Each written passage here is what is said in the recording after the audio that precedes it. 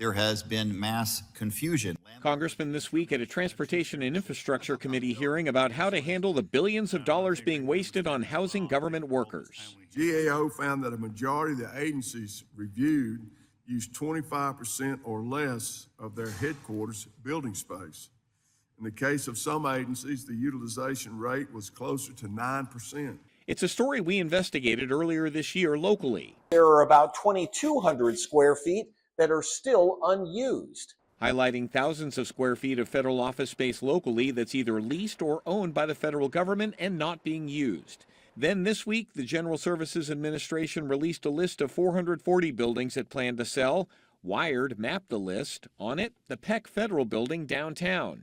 Buildings like that are difficult to justify financially. Dan Matthews is on the Public Buildings Reform Board, which has been working for years to consolidate and purge federal office space.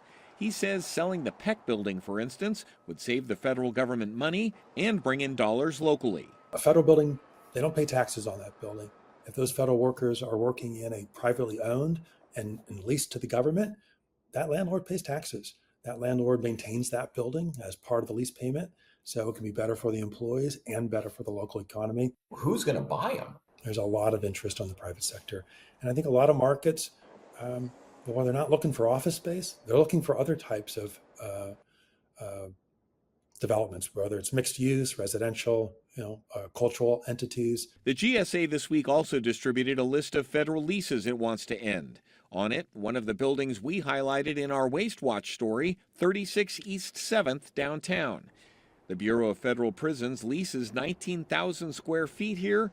It only utilizes 7,500 of it, leaving nearly 12,000 square feet of office space vacant.